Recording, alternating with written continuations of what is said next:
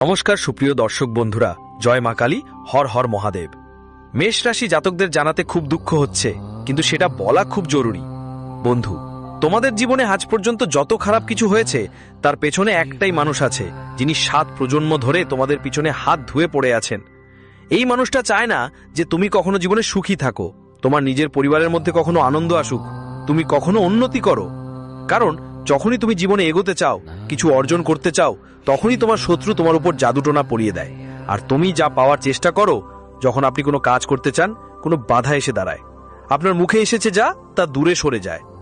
এই মানুষটা আর কেউ নয়, আপনি তাকে ভালো করেই চেনেন।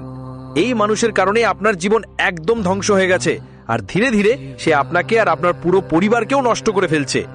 আপনি বুঝতেই পারছেন না কেন আপনার সঙ্গে এমন হচ্ছে, কিন্তু আজ আমি এই মানুষের পুরো সত্যি আপনাদের সামনে তুলে ধরব আমার এই ইউটিউব চ্যানেল অতরঙ্গী জ্ঞানের মাধ্যমে।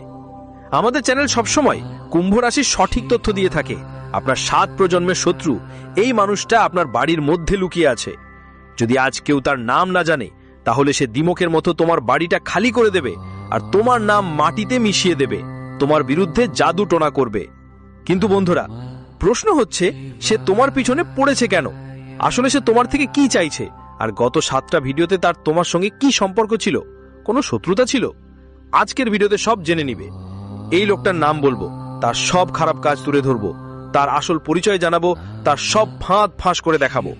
তাই তোমাদের কাছে অনুরোধ করছি, ভিডিওটা শেষ পর্যন্ত দেখবেন, এক এক কথা ভালো করে বুঝবেন। আমি আর যাদের শেষে উপায় বলতে যাব, তাদের কথা ভালোভাবে মানতে হবে। এত দারুণ ফল পাবেন যে আপনার পথের সব কাঁটা দূর হয়ে যাবে।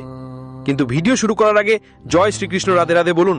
যারা সত্যিকারের ভক্ত তাদের জন্য ভিডিওটা লাইক দিন, আর কমেন্ট বক্সে জয় শ্রীকৃষ্ণ রাধে রাধে লিখতে ভুলবেন না। তবে আজকের ভিডিওর উদ্দেশ্য কুসংস্কার ছড়ানো নয়, আমরা অনেক কথা বলবো তথ্য আর বৈজ্ঞানিক ভিত্তিতেও। তাই অনুরোধ, ভিডিওটা শেষ পর্যন্ত দেখবেন, কারণ আজ আপনার জন্য অনেক প্রশ্নের উত্তর আপনাদের এই ভিডিওতেই মিলে যাবে। আগে সবাই মা কালীর সমস্ত ভক্তরাই ভিডিওটা এখনই লাইক দিন, আর কমেন্ট বক্সে নিশ্চয়ই লিখুন জয় মাতাজি, আপনার সব সমস্যা মিটে যাবে। তো প্রথমেই একটা প্রশ্ন ওঠে, আমরা কিভাবে বুঝবো যে আমাদের উপর কেউ কোনো কাজ করেছে কিনা? তার লক্ষণগুলো কি কি? প্রথমেই এটা ভালো করে শুনুন, আমরা আপনাদের সঠিক চিন্তা ভাবনা করিয়ে যাব, শেষে বাঁচার উপায়ও বলবো। তাই দয়া করে ভিডিওটা শেষ পর্যন্ত দেখবেন বন্ধুরা। প্রথম লক্ষণ হলো, যদি আমাদের বাড়ির আলমারিতে রাখা জামা কাপড় নষ্ট হয়ে যায়, বা পরে হঠাৎ করে ঘরে আগুন লেগে যায়, বা এমন ধরনের ঘটনা ঘটার মানে হলো কোথাও না কোথাও কেউ আপনার পিছনে লেগে রয়েছে, বা কেউ আপনার দিকে নজর দিচ্ছে। যদি কেউ আপনার বাসস্থানে কিছু করে থাকে, তাহলে প্রথমেই আপনার বাসার প্রধান দরজার সামনে পানি জমতে শুরু করে। সাধারণত দেখা যায় আপনার ঘরে অনেক পোকা মাকড় বের হতে শুরু করে। পাশাপাশি পরিবারের যে সদস্যের উপর লেবু মারা হয়েছে তার রং একটু কালো হতে শুরু করে, এবং সে ব্যক্তি একটু মন খারাপ থাকে। ধীরে ধীরে যখনই তাকে ডাক্তারের কাছে নিয়ে যান, তখন ওষুধ খাওয়ানো হয়, কিন্তু কোনো সুবিধা হয় না। কখনো কি আপনার শরীরে এমন লক্ষণ দেখা দিয়েছে? নিচের কমেন্ট বক্সে অবশ্যই জানান।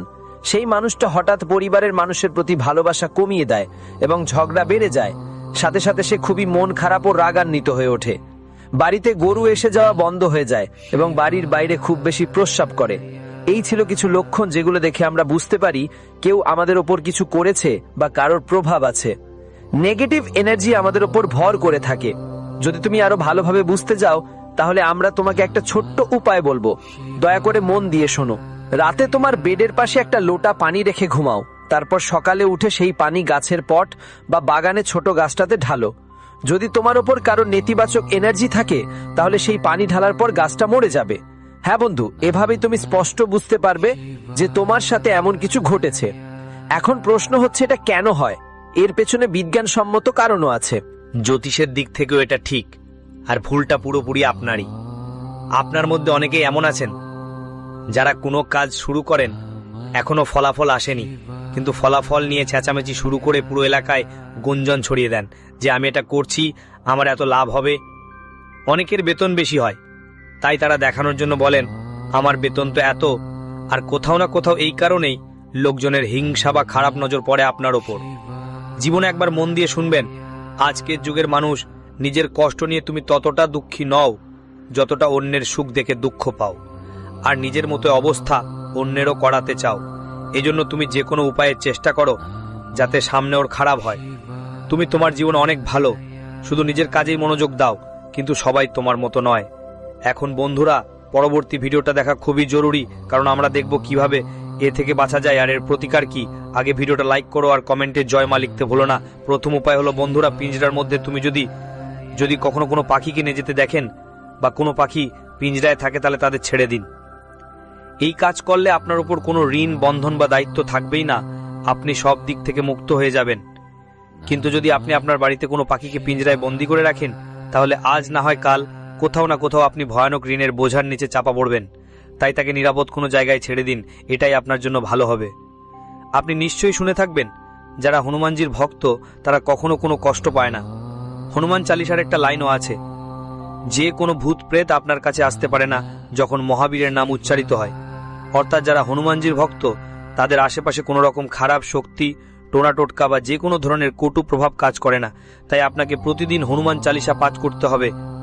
মঙ্গলবার ও শনিবার হনুমান মন্দিরে গিয়ে পুজো করতে হবে। আর বছরে 2 বার, একবার মঙ্গলবার এবং একবার শনিবার চোলা চড়াতে হবে। হ্যাঁ বন্ধুরা, এটা বেঁধে যাওয়া থেকে মুক্তির সবচেয়ে ভালো উপায়। যদি আপনি হনুমানজির ভক্ত থাকেন, তাহলে বিশ্বাস করুন, কেউ আপনার বিরুদ্ধে কিছু করতে পারবে না। যদি এমন কিছু করার কথা ভাবে, তো কাজটা আপনার ওপর না পড়ে ওরই ওপর পড়বে। পরবর্তী ভিডিওতে আপনাকে সম্পূর্ণ তথ্য দেব আর আজ পর্যন্ত সঠিক ভবিষ্যৎবাণী জানাবো। সামনে কি ভুলগুলো বড় ধাক্কা দেবে আর কোন জিনিস থেকে সাবধান থাকতে হবে, ভিডিওতেই পাবেন পুরো জ্ঞান। কিন্তু প্রথমেই মহাদেবের সত্যিকারের ভক্তরা এই ভিডিওটা এখনই লাইক করবেন আর কমেন্ট বক্সে লিখবেন হর হর মহাদেব। সেখানে শুভ সংবাদ পাবেন। সামনে 7 দিনের মধ্যে জীবনে অনেক বড় পরিবর্তন আসছে, যা আপনাকে নতুন করে প্রাণবন্ত করবে। কিন্তু বছরের পর বছর ধরে লোকানো শত্রু আপনার চোখে চোখ রেখে কিছু নারী আর কিছু পুরুষ মিশে আছে। বিপদ কোথা থেকে আসছে? আগামী 9 দিনের মধ্যে কিছু মানুষ তোমার পেছনে তোমার নিজের ছুরিকাঘাত করবে, আর সেটাকে অন্য কেউ নয়, তোমার নিজের লোকেরা হবে।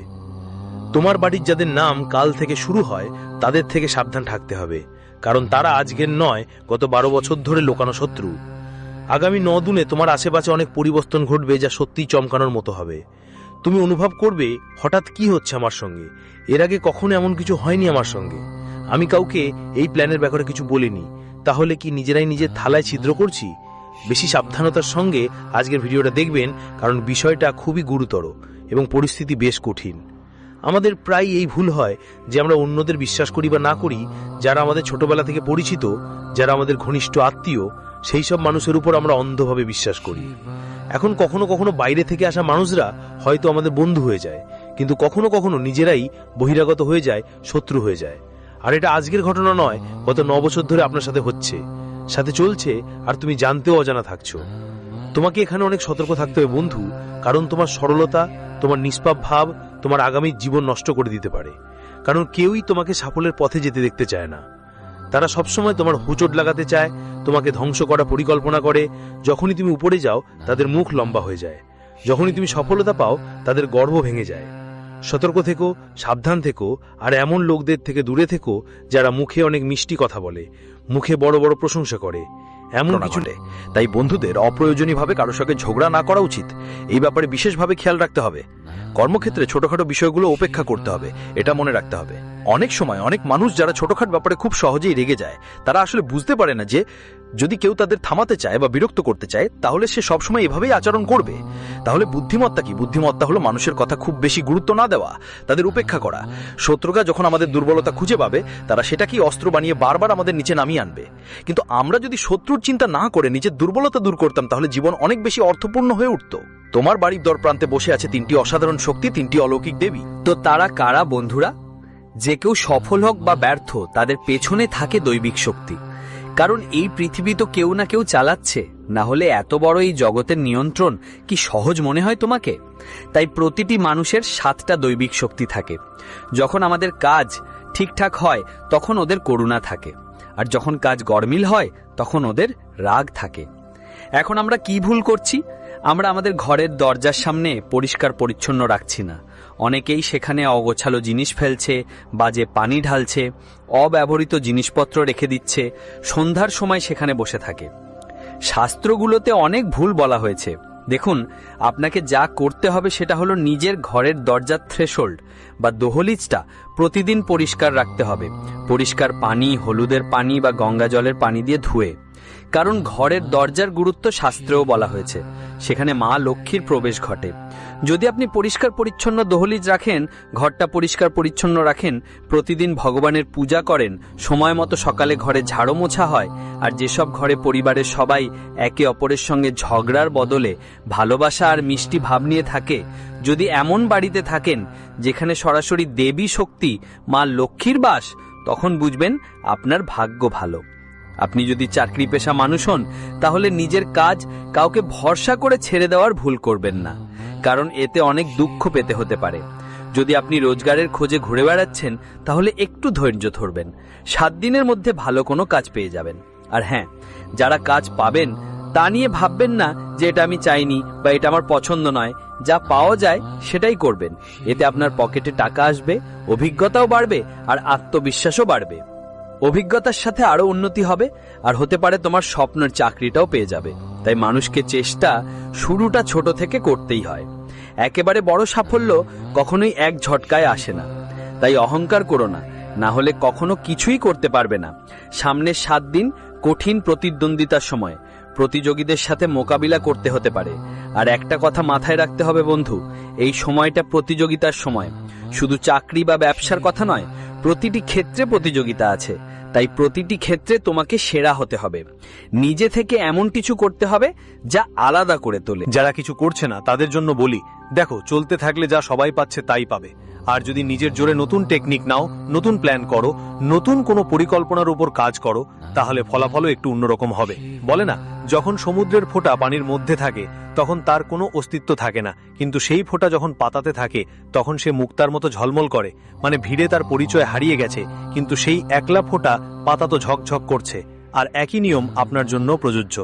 10 জন যা করছে আপনি যদি তাই করেন, তাহলে কে আপনার দিকে নজর দেবে?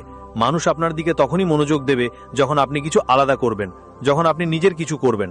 ধরুন, বাড়িতে কেউ অবিবাহিত সদস্য আছে, দেবী শক্তির আশীর্বাদে তাদের বিয়ে হবার পূর্ণ সম্ভাবনা আছে, যার ফলে বাড়িতে খুশির পরিবেশ তৈরি হবে। এর চেয়েও ভালো আর কি হতে পারে? এবার বন্ধুরা, কিছু উপায় আমরা আপনাদের বলবো, ভিডিওটা শেষ পর্যন্ত দেখবেন।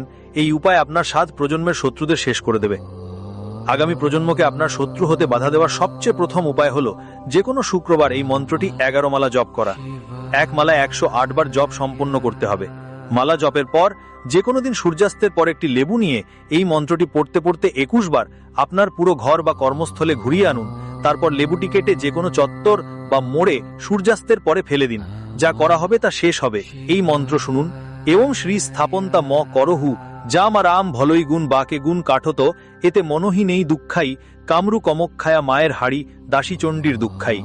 যদি আপনি মনে করেন যদি কেউ তোমার ব্যবসার দোকান, অফিস বা ফ্যাক্টরিতে তান্ত্রিক কাজ করে তোমার ক্ষতি করার চেষ্টা করে, তাহলে শনিবার রান পিপল এবং 11 পানের পাতা লাল সুতায় পেঁচিয়ে সোজা বন্ধনোয়ার মালা বানিয়ে ছবির মতো তা তোমার ব্যবসার মূল গেটের বাইরে বেঁধে দাও। ব্যবসার বাঁধন বা ক্ষতি শেষ হয়ে যাবে। যদি তোমার বাড়ি বা কর্মস্থলে সবসময় বিরোধ থাকে, পরিবারের সদস্যরা শান্তিতে না থাকে, তাহলে শনিবার সকালে কালো কাপড়ে জমাট বাঁধা নারকেল মুড়িয়ে তার উপর কাজল লাগাও, বিন্দি লাগিয়ে বাড়ির বাইরে ঝুলিয়ে রাখো। শনি মন্দিরে সরিষার তেল অর্পণ করো। বাড়ির সবসময় খারাপ নজর থেকে বাঁচবে আর শান্তি থাকবে। হনুমানের প্রতি সন্তুষ্টির সবচেয়ে জনপ্রিয় উপায় হল হনুমান মন্দিরে প্রতিদিন সকালে 5 বার হনুমান চালিসা পাঠ করা। হনুমানের আশীর্বাদে সব খারাপ কাজ মুহূর্তে ঠিক হয়ে যায়। হনুমান কালযুগেও শ্রীরামের কাহিনী আর সুন্দর কাণ্ড পাঠে ভক্তরা হনুমানের উপস্থিতি সবসময় অনুভব করে। হনুমানের আশীর্বাদ পেলে বুঝতে হবে সব কাজ হয়ে গেছে। তাদের পূজার মাধ্যমে কালো জাদু থেকেও মুক্তি পাওয়া যায়। আর্থিক সুস্থতা, নেতিবাচক শক্তি থেকে মুক্তি, শত্রুদের বিনাশ এবং ভয় সম্পর্কিত সমস্যাগুলো থেকে মুক্তি মেলে। বজরঙ্গ বলির জয় হোক।